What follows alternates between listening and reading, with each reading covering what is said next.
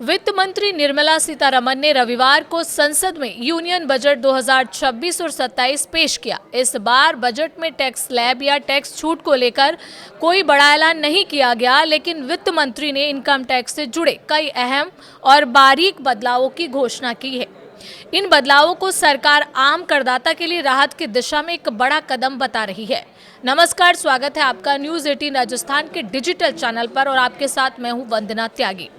इस बजट की सबसे बड़ी घोषणा ये रही कि भारत में अब 60 साल से अधिक पुराने टैक्स कानून का दौर खत्म होने जा रहा है। वित्त मंत्री ने ऐलान किया कि 1 अप्रैल 2026 से नया इनकम टैक्स 2025 लागू होगा, जो अब तक चले आ रहे 1961 के इनकम टैक्स अधिनियम की जगह लेगा। सरकार का कहना है कि इस नए कानून का मकसद टैक्स सिस्टम को सरल, स्पष्ट और नागरिकों के लिए समझने में आसान बनाना है, ताकि एक आम करदाता बिना किसी चार्टर्ड अकाउंटेंट या टैक्स एक्सपर्ट की मदद से अपना टैक्स समझ सके और रिटर्न फाइल कर सके। आइए आपको बताते हैं कि वो 10 बड़े बदलाव कौन कौन से हैं। सबसे पहला है, विदेश में पढ़ाई और इलाज के लिए TCS को घटा दिया गया है। लिबरलाइज रेमिटेंस स्कीम यानी कि LRS के तहत शिक्षा और मेडिकल खर्च के लिए भेजी जाने वाली रकम पर TCS 5% से घटाकर 2% कर दिया गया है। ये राहत 1 अप्रैल 2026 से लागू होगी। और दूसरा बदलाव है, बिलेटेड रिटर्न वालों को संशोधन का ज़्यादा वक्त। रिवाइज रिटर्न फाइल करने की समय सीमा 9 महीने से बढ़ाकर 12 महीने कर दी गई है। हालांकि बिलेटेड रिटर्न की डेडलाइन पहले जैसी ही रहेगी। इक्विटी फ्यूचर्स और ऑप्शन पर SST बढ़ा। इक्विटी फ्यूचर्स पर SST 0.02% से बढ़ाकर 0.05% और ऑप्शंस पर 0.1% से बढ़ाकर 0.15% हो गया है, जिससे F&O ट्रेडिंग महंगी होगी। चौथा है, सोवरेन गोल्ड ब्रांड यानी SGB का टैक्स नियम साफ कर दिया गया है। मैच्योरिटी तक रखे गए SGB पर कैपिटल गेन टैक्स छूट अब केवल उन्हीं निवेशकों को मिलेगी जिन्होंने बॉन्ड RBI के मूल इशू में खरीदे हों। सेकेंडरी मार्केट से खरीदे SGB पर टैक्स लग सकता है। और पांचवा बदलाव है, शेयर बायबैक पर फिर कैपिटल गेन टैक्स। बजट 2026 में शेयर बायबैक पर कैपिटल गेन टैक्स बहाल किया गया है।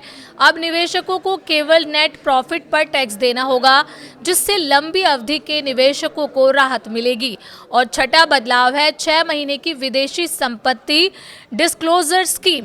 एक बार की 6 महीने की स्कीम लाई गई है, जिसमें टैक्स पेयर बिना मुकदमे में विदेशी आय या संपत्ति घोषित कर सकते हैं। छोटे टैक्स पेयर, सैलरीड लोग, छात्र और NRI इसके दायरे में है। और 7वां बदलाव है, ITR डेडलाइन पर स्पष्टता। ITR-I और ITR-2 की डेडलाइन 31 जुलाई ही रहेगी।